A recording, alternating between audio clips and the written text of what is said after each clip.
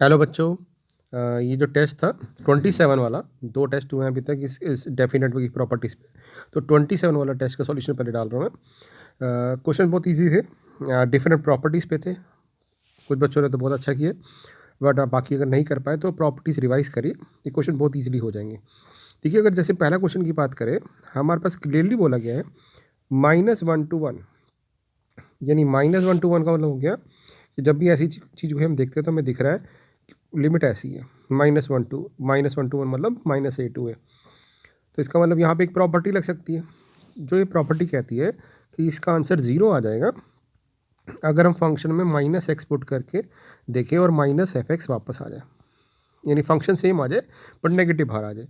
या फिर ये प्रॉपर्टी कहती है कि अगर ऐसा नहीं हो रहा है, हमने ऑब्जर्व किया हमारा फंक्शन में पुट करने पे क्या हुआ, हमने x की जगह -x पुट किया और फंक्शन वापस आ गया, तो उस केस में ये प्रॉपर्टी ऐसे बिहेव करेगी 2 times 0 to a।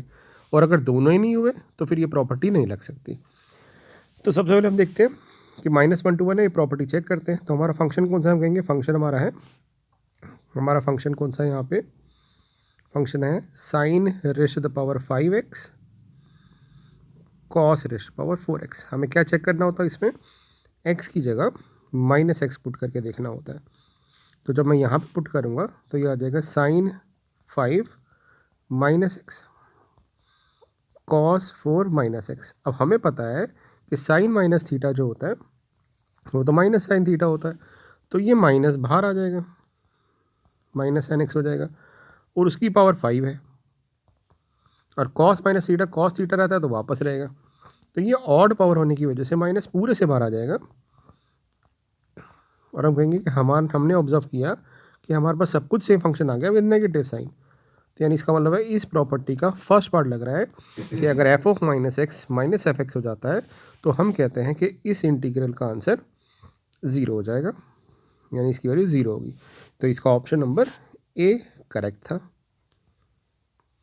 अगर ऐसा नहीं होता, माइनस नहीं आता, तो दूसरा केस देखते थे। हम चलते हैं अगले वाले पे।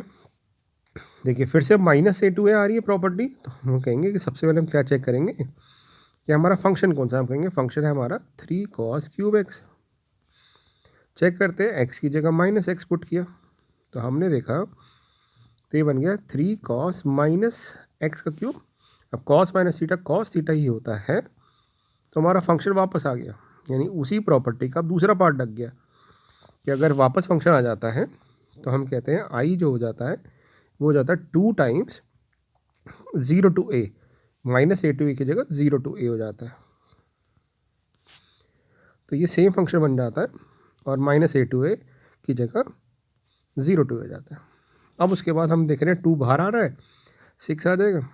अब हम इसमें लगा देते हैं फॉर्मूला, क्योंकि कॉस क्यू का इंटीग्रेशन हम दो तरीके से कर सकते थे। एक तो ऑड पावर वाला कंसेप्ट कि हम एक कॉस को अलग कर ले और कॉस क्यू को साइन में कन्वर्ट करके पुट कर दें, नहीं तो आपने ना एक फॉर्मूला पढ़ा होगा cos 3 थीटा का।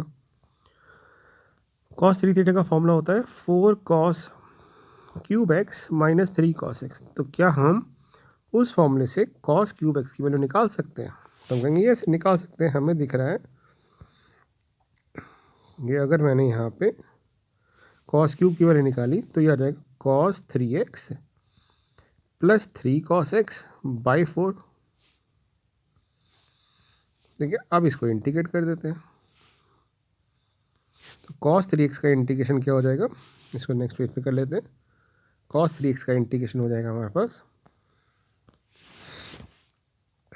ये 6/4 को मैं 3/2 कर देता हूँ। cos 3x का इंटीग्रेशन हो जाएगा sin 3x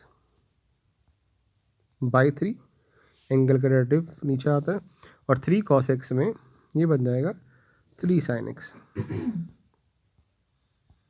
अब इसमें हम लिख देते हैं अपर लिमिट माइनस लो लिमिट, तो हमारा क्या आंसर आएगा 3/2 sin 3π/2, यानी sin 270 -1। यहाँ पुट करेंगे तो 3 sin π/2 3 हो जाएगा और 0 पे 0 हो जाएंगे, तो हमारे पास आंसर आ गया 3/2।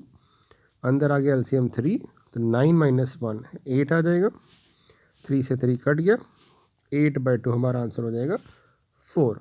तो ऑप्शन नंबर डी करेक्ट हो गई। तो हम कह देंगे इसका आंसर आ जाएगा ऑप्शन नंबर डी, यानी -a2 की प्रॉपर्टी के दोनों पार्ट लग गए, पहले वाले में फर्स्ट, दूसरे में सेकंड पार्ट। ये भी उसी प्रॉपर्टी पे था, देखिए -a2a है। तो हम क्या देख रहे हैं कि फंक्शन हमारा कौन सा है, फंक्शन है साइन की पावर 7x। देखते ही पता चल रहा होगा आप कि x की जगह -x पुट करने पे हमारा माइनस बाहर आ जाएगा, क्योंकि साइन जो होता है वो ऑड फंक्शन होता है अगर पावर इवन हो, ऑड हो तो, है ना। तो साइन -x हो जाएगा ये, और ऑड पावर होने की वजह से ये -fx आ जाएगा। यानी हमारा फंक्शन अगर -fx आ जाता है तो हम लिख देते हैं कि भाई आंसर हो जाएगा 0, यानी ऑप्शन नंबर ए करेक्ट थी इस वाले पार्ट की। फिर से देखिए -1 to 1 सेम क्वेश्चन। तो हम क्या करेंगे, इसको भी वो चेक करेंगे कि क्या होता है। हमने पूरा फंक्शन लिख दिया, ये हो गया। अब देखिए मैं क्या करता हूँ, इसको log a बाई बी की प्रॉपर्टी से इसको क्या मैं ऐसे लिख सकता हूँ, log a minus log b। तो हम कहेंगे यस, इसको लिख सकते हैं log 3 minus x minus log 3 plus x. अब प्रॉपर्टी क्या कहती है कि जब भी -1 to 1 आए तो सबसे पहले चेक करो कि -fx क्या हो रहा है। तो हमने देखा कि ये बन जाएगा log 3 माइनस एक्स की जगह 3 माइनस एक्स यानी 3 प्लस एक्स। ये क्या बन जाएगा, ये बन जाएगा log 3 माइनस एक्स। तो हमने क्या ऑब्जर्व किया कि ये a माइनस बी की जगह b माइनस ए हो गया। तो हम इसमें से माइनस कॉमन ले लेते हैं। तो माइनस कॉमन लेने पे ये टर्म जो नेगेटिव थी वो प्लस हो जाएगी, और जो प्लस थी वो नेगेटिव हो जाएगी। इसका मतलब क्या हुआ, हमने ऑब्जर्व किया कि हमारा फंक्शन -fx आ गया। और जब भी f of -x equal to -fx होता है तो हम कहते हैं कि इंटीग्रेशन का आंसर आएगा 0, यानी इस केस में भी ऑप्शन नंबर सी हमारी करेक्ट हो जाती है। ये थोड़ा सा ट्रिकी क्वेश्चन था, ठीक है। क्वेश्चन आपको दिख रहा होगा।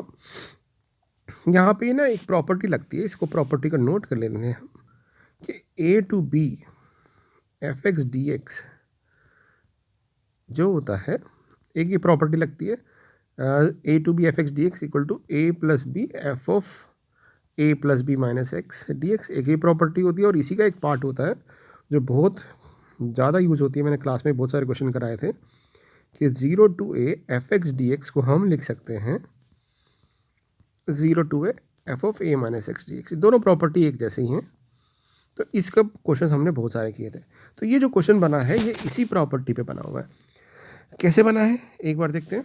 देखिए बेटा, यहाँ पे ना हमने क्या देखा कि 0 टू a है, यानी -a टू a वाली प्रॉपर्टी तो है नहीं। तो 0 टू a वाली प्रॉपर्टी में हम क्या चेक करते हैं कि x की जगह a माइनस एक्स पुट करने पे अगर हम कर दें तो फंक्शन सेम आता है। तो हम देखते हैं क्या इससे कोई फ़ायदा होगा।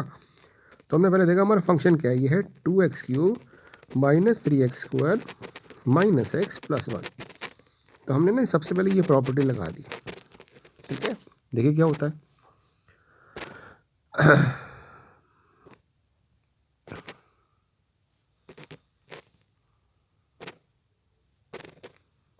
यहाँ पे देखें, अब देखिएगा ध्यान से, हमारा फंक्शन था 0 टू 1, x की जगह क्या पुट कर सकते हैं, a माइनस एक्स। तो यहाँ पे मैं x की जगह क्या पुट करूँगा, 1 माइनस एक्स का क्यूब। फिर था -3x², तो यहाँ पुट कर दूंगा 1 माइनस x², मैं होल स्क्वायर हो गई। फिर था हमारे पास -x, तो बन जाएगा -1 माइनस एक्स और +1, और इस पूरे की पावर बन जाएगी क्यूब रूट। ठीक है, मुश्किल नहीं है, ध्यान से देखना इसको। अब हम फॉर्मूला खोलते हैं बेटा। तो a माइनस बी का होल क्यूब, तो क्या बन जाएगा, a³ minus b³ minus 3ab² plus 3ab² है ना। तो ये +3x² बन जाएगा। यहाँ क्या होगा, ये बन जाएगा 1 प्लस x² माइनस 2x। ये बन जाएगा -1 plus x plus 1 cube root. देखिए अब क्या होता है,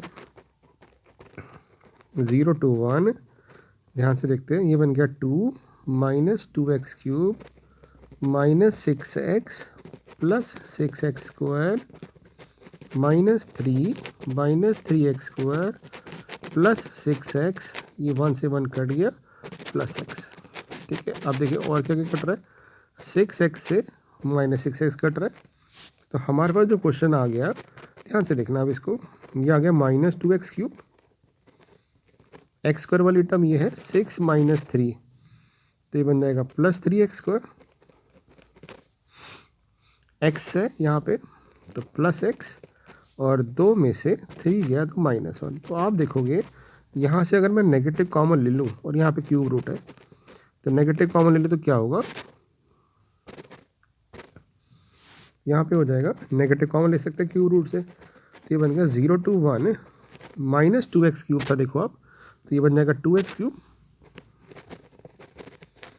यहाँ पे था +3x², तो बन जाएगा -3x², यहाँ पे था +x, तो बन जाएगा -x, फिर था -1, तो माइनस कॉमन लेने पे +1। तो हम देखेंगे ये क्वेश्चन तो वापस बन गया, ये हमारा एक्चुअल क्वेश्चन बन गया, यानी -0 to a लगाने पे हमने देखा माइनस बाहर आ गया और सेम फंक्शन बन गया यहाँ पे देखिए। तो इसका मतलब हम कह देंगे ये जो पार्ट है पूरा, ये पूरा भी आई है, तो हम कह देंगे कि ये पूरा पार्ट आई है। ठीक है, तो i = हमारा -i हो गया, दोनों को एक साइड ले जाते हैं, तो 2i = 0, i = 0 हो गया। ठीक है, था ना इंटरेस्टिंग क्वेश्चन। तो ये थोड़ा सा ट्रिकी पार्ट था, तो इसका आंसर हो जाएगा डी पार्ट। ठीक है, तो हम कह देंगे इसका पार्ट हो जाएगा डी पार्ट। तो थोड़ा सा ट्रिकी था, क्योंकि क्या होता है एमसीक्यू में ऑनलाइन जब टेस्ट लेते हैं थोड़े से हमें चैलेंजिंग क्वेश्चन देने चाहिए, ताकि सब बच्चों को ध्यान रखना है हमने। ठीक है, तो आप देखते हैं अगला क्वेश्चन, फिर से देखिए बेटा, -fx 2fx वाली प्रॉपर्टी। तो यहाँ पे मैं क्या करूँगा, जिन टर्म में ना x आ रहा है उसको मैं अलग कर लेता हूँ, x³ x cos x + tan 5x, इसको अलग कर लिया, मतलब 2 क्वेश्चन बना दिए इसके, और 1 को अलग कर लिया, क्योंकि यहाँ पे x ही नहीं आ रहा, ये x की टर्म में है ही नहीं, यानी या फिर हम कह सकते हैं इवन फंक्शन अलग कर लिया, ऑड अलग कर लिया।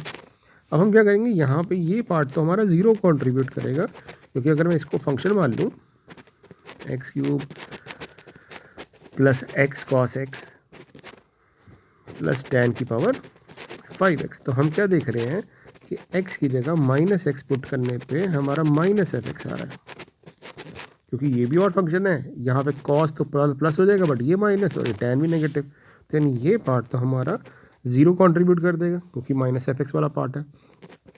और इसमें x की जगह -x को पुट करने पे सेम फंक्शन आ रहा है, क्योंकि x पे डिपेंड ही नहीं कर रहा, इसलिए हमने इसको 0 to π/2 कर दिया।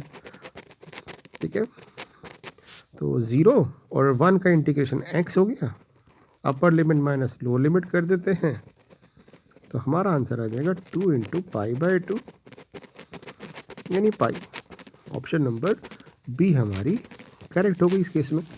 ठीक है, तो मोस्टली क्वेश्चन -8 to a की प्रॉपर्टी पे थे, या फिर ये प्रॉपर्टी वही 0 to a वाली, मैंने आपको बताया था कि π/2 वाला क्वेश्चन हो, 0 to π/2, या अगर 0 से कोई क्वेश्चन हो तो सबसे पहले आप a - s की प्रॉपर्टी चेक करो।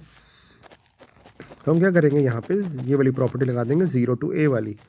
तो हम क्या देख रहे हैं कि इसमें जो हमने 0 to a वाली प्रॉपर्टी लगाई कि 0 to a fx dx = a - x, तो x की जगह क्या आ जाएगा, π/2 - x, तो ये बन जाएगा 3 sin π/2 - x, यानी cos x। मैं स्टेप्स बचाने के लिए डायरेक्ट लिख देता हूँ, ये बन जाएगा 4 + 3 cos 90 - थीटा, 4 + 3 cos π/2 - x, तो बन जाएगा sin x। तो आप क्या देखोगे, ये तो उसी का रेसिप्रोकल हो गया। तो 2 तरीके बताए थे मैंने आपको, या तो इन दोनों को ऐड कर दो, या फिर इसको लिख दो, आप इसको लिख दो कि भाई ये जो है 4 + 3 sin x और 4 + 3 cos x की पावर -1 है, ऐसे लिख सकते हैं। अब लॉग की प्रॉपर्टी से माइनस आगे ले जाते हैं, जैसे ही हम माइनस आगे ले जाएंगे तो हम देखेंगे कि अंदर क्वेश्चन सेम बन गया, जो एक्चुअल क्वेश्चन था ये वही बन गया। देखो आप,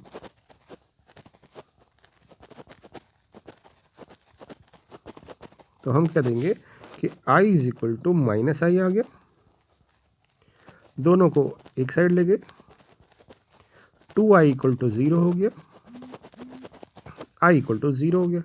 ऑप्शन नंबर सी हमारी करेक्ट हो गई। ठीक है, तो ये टेस्ट का क्वेश्चन था। ये भी अगला क्वेश्चन, ये भी उसी प्रॉपर्टी में है कि कुछ क्वेश्चन होते हैं जो इवन फंक्शन पे होते हैं। इवन फंक्शन बेसिकली क्या होते हैं, जिनमें x की जगह माइनस एक्स पुट करने पे सेम फंक्शन आ जाए, है ना। कुछ फंक्शन होते हैं जो ऑड फंक्शन होते हैं, जिनमें x की जगह माइनस एक्स पुट करने पे माइनस बाहर आ जाए। और कुछ क्वेश्चन होते हैं जिसमें दोनों आए, है ना। जैसे हमने कुछ क्वेश्चन किए आज जिसमें क्वेश्चन जो थे, जैसे ये वाला क्वेश्चन में दोनों पार्ट आ रहे थे, इवन भी आ रहा था और ऑड भी। ये ऑड था, ये इवन था। ये वाला क्वेश्चन किया हमने, ये ऑड था, है ना, ये भी ऑड था, ये सिर्फ इवन था क्योंकि वापस से फंक्शन बन गया था। तो इस तरह के क्वेश्चन बन सकते हैं। अब ये जो क्वेश्चन है बड़ा इंटरेस्टिंग क्वेश्चन है, ये एग्जाम्पल एनसीईआरटी क्वेश्चन है। यहाँ पे भी देखो, ये भी, इसमें भी इवन फंक्शन आ रहा है और ऑड फंक्शन आ रहा है। कैसे, एक बार मार्क करते हैं बेटा। अगर मैं x की जगह माइनस एक्स पुट करूँ तो क्या होगा, तो हम देखेंगे कि ना, ये एक्स स्क्वायर पॉजिटिव वापस पर सेम आ जाएगा, ये मॉड लगा हुआ है सेम वापस आ जाएगा, 1 भी वापस आ जाएगा क्योंकि फ़र्क नहीं पड़ेगा, ये भी वापस आ जाएगा, ये भी वापस आ जाएगा। मतलब एक्स की जगह माइनस पुट करने में ये सब वापस वही वापस पॉजिटिव फंक्शन बन जाएंगे, एक्स क्यूब के अलावा। एक्स भी बन सकता था बट मॉड लगा हुआ है। तो हम क्या करते हैं, इस क्वेश्चन को ना दो पार्ट में तोड़ लेते हैं। दो पार्ट में तोड़ लेते हैं मतलब एक पार्ट वो बना लेते हैं जिसमें वापस नहीं आ पाएगा, यानी -1 to 1 एक्स क्यूब, और डिनोमिनेटर में सेम टर्म कैरी फॉरवर्ड कर दी, ये बन जाएगा 2 mod x प्लस। और एक पार्ट बना दिया हमने दूसरा वाला, -1 to 1 mod x plus 1 x square plus mod x plus 1। अब इसमें क्या है, ये पार्ट हमारा 0 कंट्रीब्यूट करेगा, क्योंकि अगर मैं इस पूरे को फंक्शन को f(x) मान लेता हूँ और इसमें इस पूरे को फंक्शन को मैंने f(x) मान लिया, ठीक है। और मैंने यहाँ पे दिखाया कि x की जगह माइनस एक्स पुट करने पे क्या हो रहा है, तो ये बन जाएगा -x³, नीचे वापस एक्स स्क्वायर ही आएगा, ये भी मॉड x ही बन जाएगा क्योंकि माइनस में x का मॉड प्लस हो जाता है, तो ये -f(x) आ गया। यानी ये ऑड फंक्शन होने की वजह से 0 कंट्रीब्यूट करेगा। और ये हमारा इवन फंक्शन है क्योंकि हर जगह x की जगह जब मैं माइनस एक्स पुट करूँगा सेम फंक्शन आ जाएगा। तो इसको हम लिख देंगे 2 टाइम्स 0 to a, है ना। तो इसको लिखते बेटा, तो क्या आएगा देखिए,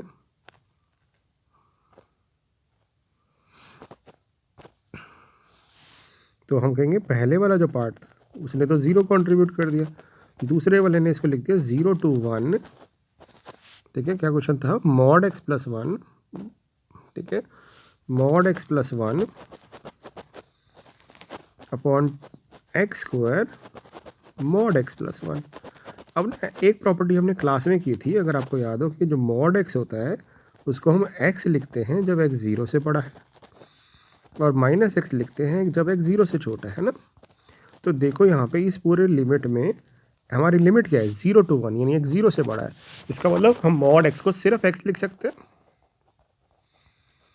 तो हमने इसको लिख दिया 0 to 1 x प्लस 1, नीचे आ गया x square plus x plus 1। क्यों लिख सकते हैं पता चल गया वो, क्योंकि mod x को हम x लिख सकते हैं अगर x 0 से बड़ा है, और लिमिट क्योंकि 0 to 1 है यानी 0 से बड़ी है।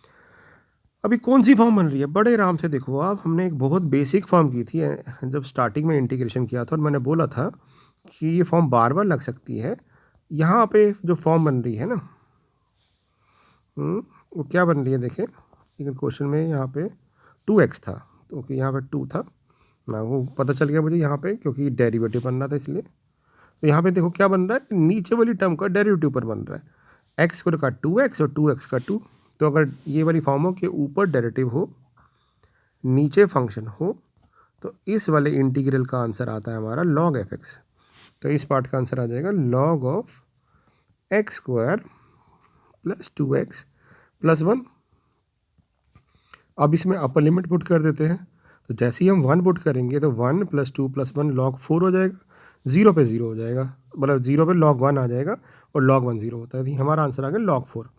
अब यहाँ पूछा था कौन सा आंसर है, आप ध्यान से देखो log 4 कहीं पे भी नहीं है, बट हम log 4 को लिख सकते हैं log 2 का स्क्वायर, और log की प्रॉपर्टी से 2 आगे चला जाएगा तो बन जाएगा 2 log 2। तो ऑप्शन नंबर बी करेक्ट हो जाएगी, तो हम कह देंगे हमारा आंसर बी हो जाएगा। ठीक है, ये एक बहुत ही इंटरेस्टिंग क्वेश्चन है। ज़्यादातर क्वेश्चन इस पे एनसीईआरटी में नहीं है, बट मैंने उसी प्रॉपर्टी को फ्रेम करके बनाया था। एक प्रॉपर्टी अपने ध्यान रखनी है कि a to b f x d x जो प्रॉपर्टी होती है कि भी देखो, अब जीरो टू ए तो है नहीं, एक हमने पढ़ा माइनस ए टू ए की प्रॉपर्टी, एक पढ़ी थी जीरो टू ए। अब दोनों ही नहीं है तो यहाँ पे ए टू बी की प्रॉपर्टी क्या कहती है कि अगर ए टू बी हो तो हम ना फंक्शन में एक्स की जगह लिख सकते हैं ए प्लस बी माइनस एक्स। ज़्यादातर ये प्रॉपर्टी कब लगती है, जब इन लिमिट का जो सम है वो या तो 90 बन रहा हो, यानी ए और बी का सम 90 बन रहा हो, तब जनरली लगती है, या फिर ए प्लस बी क्वेश्चन में देखे जनरली। ठीक है ना, ये क्वेश्चन शायद आपको प्रिंट नहीं दिख रहा होगा, ये क्वेश्चन में लिख देता हूँ। ये क्वेश्चन है -3 to -1 x प्लस 1 की पावर -6 x प्लस 2 की पावर -3 और x प्लस 3 की पावर +10। अब जनरली क्वेश्चन अगर ये प्रॉपर्टी लगाता हूँ मैं, तो जनरली क्वेश्चन ना ये डायरेक्ट नहीं करना है, कई बच्चे इसको डायरेक्ट करके आ जाएंगे। ये +6 है, क्या करना है, हमने x की जगह पुट कर देना है बेटा a plus b minus x. यानी अगर हम ध्यान से देखें तो यहाँ पे हमें x की जगह क्या पुट करना है, a हमारा -3 है, b हमारा -1 है, -x, यानी पुट कर देना है -4 -x। अब जरा पुट करो यहाँ पे पुट करोगे x की जगह -4 -x, तो क्या बन जाएगा, तो हम कहेंगे ये बन जाएगा -3 से -1 -4 -x +1, तो ये बन जाएगा -3 -x की पावर 6। यहाँ पे x की जगह पुट करेंगे -4 -x, तो क्या बन जाएगा -4 -x +2, यानी -2 -x की पावर ऑड। यहाँ क्या बन जाएगा x प्लस 3 में -4 -x +3, तो -x + 1 की पावर 4 है ना। यहाँ पे बन जाएगा -x और -4 -x -1 की पावर 10 dx। ठीक है, तो आप क्या चेक करोगे, अब क्वेश्चन क्लियर हो गया होगा आपको कि ना इसमें से पॉजिटिव बाहर आ जाएगा, इसमें से पॉजिटिव बाहर आ जाएगा, मतलब क्योंकि माइनस है तो होल पावर इवन है, और यहाँ पे ऑड आ जाएगा हमारे पास, है ना। तो यहाँ पे ही बन जाएगा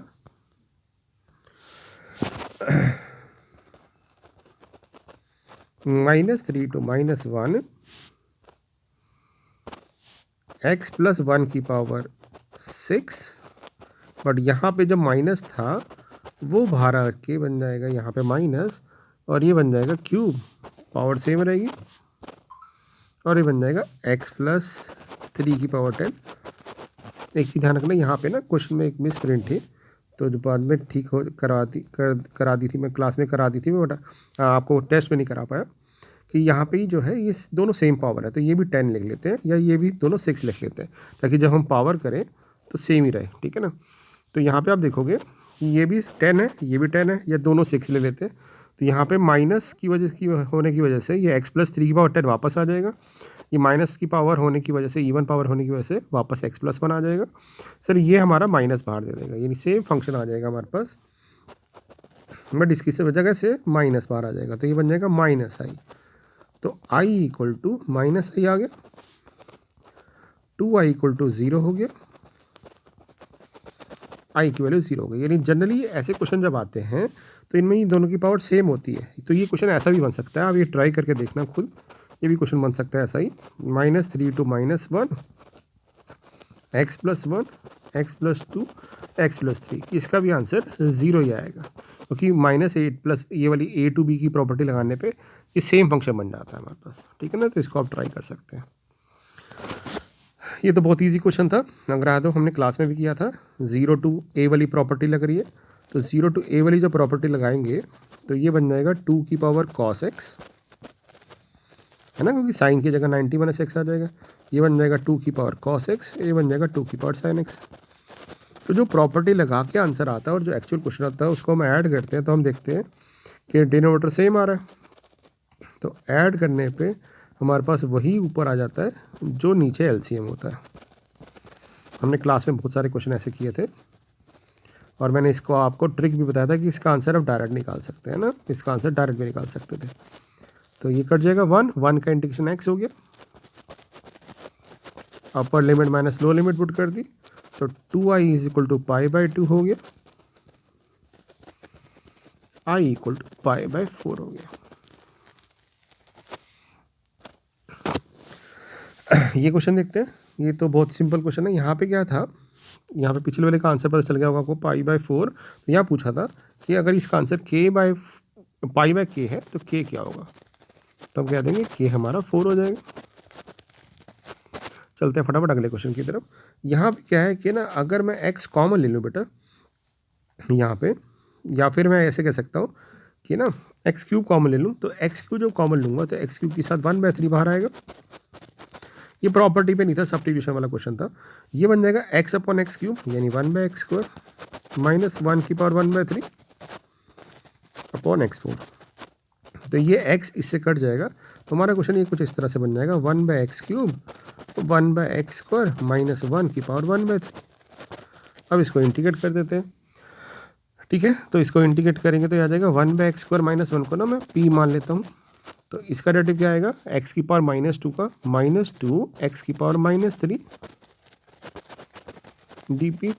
तो 1/x³ dx हमारा बन गया dp बाय -2। तो हमारा ये जो क्वेश्चन है आई, अगर ये इनडेफिनेट का क्वेश्चन होता तो ये बन जाता 1/-2 p की पावर 1/3।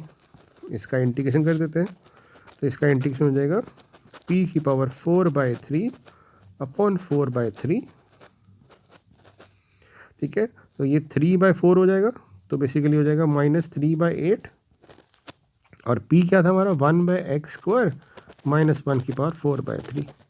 ये तो आता इस वाले पार्ट का आंसर अगर ये इनडेफिनेट का क्वेश्चन होता। हमारे पास ये डेफिनेट है, तो हम क्या करेंगे इसमें, अब लिमिट पुट कर देंगे, तो हमारे पास आंसर आ जाएगा -3/8 1/x² माइनस 1 की पावर, अब लिमिट लगा देंगे, हमारे पास है 1/3 से लेके 1 तक। पहले हम अपर लिमिट पुट करेंगे 1, तो 1 - 1 तो 0 हो जाएगा। उसके बाद 1/3 पुट करेंगे, तो ये बन जाएगा 1/3 का स्क्वायर यानी 9 और -1, तो हमारे पास आ जाएगा 3/8, नेगेटिव नेगेटिव प्लस हो गया, और अंदर भी आ जाएगा 8। तो ये कट के आंसर आ जाएगा हमारा 3। हमसे पूछा था इसका आंसर क्या आएगा, तो ऑप्शन नंबर बी हमारी करेक्ट हो जाएगी। ये भी क्वेश्चन वही है जो अभी हमने किया था। यहाँ पे भी अगर मैं इसको 0 to a f(a - x) की प्रॉपर्टी लगा दूँ, तो प्रॉपर्टी लगाने के बाद क्या होगा, x की जगह आ जाएगा π/2 - x, तो ये बन जाएगा cos की पावर 4x अपॉन साइन की पावर 4x प्लस cos की पावर 4x। तो हम क्या करेंगे, दोनों को ऐड कर देंगे, तो इस साइड आ जाएगा 2i, और इस साइड ऐड करने पे हमारा क्या होगा, साइन की पावर 4x प्लस cos की पावर 4x आ जाएगा।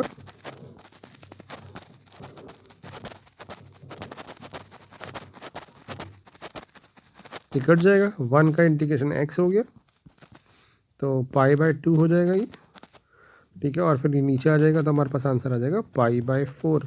तो इसका ऑप्शन नंबर डी करेक्ट हो जाएगा। ये बिल्कुल इसकी तरह था क्वेश्चन, यहाँ पे जो हमने किया था ये वाला पार्ट, ठीक है ना, उसी तरह से ऐड करके 2i हो गया, फिर निकाल दिया हमने, ठीक है।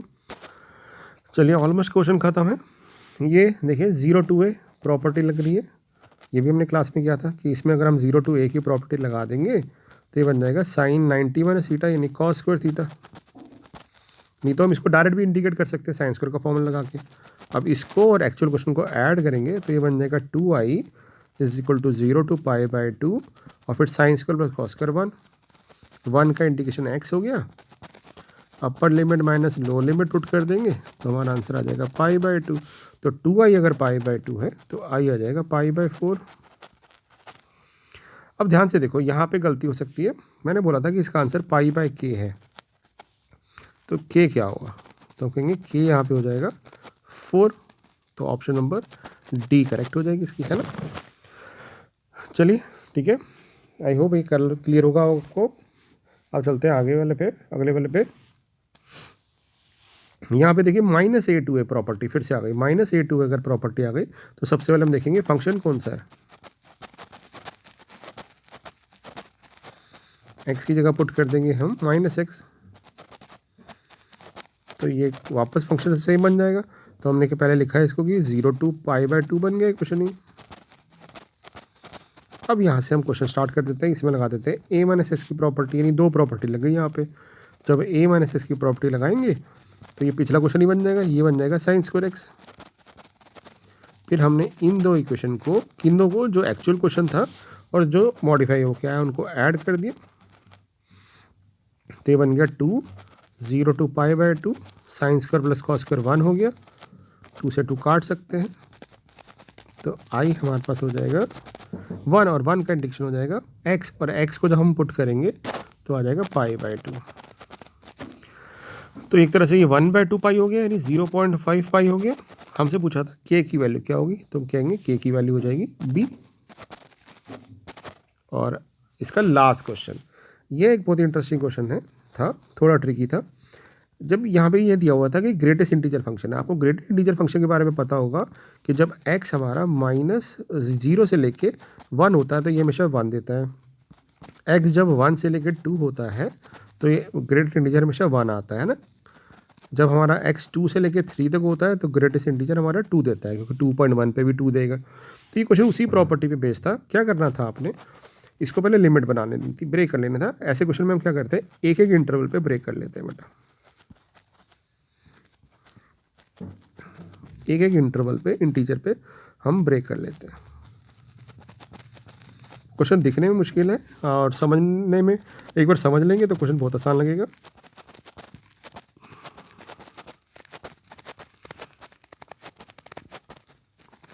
अब एक चीज़ बताओ बेटा कि इस वाले इंटरवल में, क्योंकि x हमारा 0 से 1 है, इसका मतलब है कि ग्रेटेस्ट इंटीजर जो होगा हमारा वो 0 देगा, यानी ये पार्ट हमारा 0 हो जाएगा। तो जैसे ही मैं यहाँ 0 पुट करूँगा तो ये पार्ट सॉल्व होकर क्या आएगा, x + 0 यानी x, यानी ये भी वापस 0 हो जाएगा।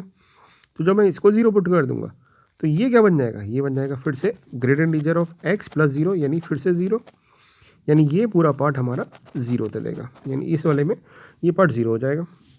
अब बात करें इसकी, क्योंकि हमारा x अब 1 से 2 है तो ये वाला पार्ट क्या करेगा, हम कहेंगे ये वाला पार्ट हो जाएगा 1, यानी हमारा ग्रेटेस्ट इंटीजर रहेगा x +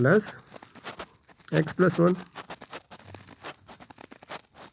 अब जब मैं x, यहाँ पे x की वैल्यू 1 पुट करूँगा तो बेसिकली क्या मतलब है कि अगर मेरा x 1 से 2 है, अगर मेरा x 1 से 2 है तो x + 1 कहाँ लाई करेगा, तो हम कहेंगे x + 1 लाई करेगा 2 से 3, यानी ये वाला पार्ट 2 से 3 के बीच में होगा, यानी ये पार्ट हमारे को दे देगा 2 ओनली, यानी ये हमारा बड़ा इंटीजर जो बन जाएगा x + 2।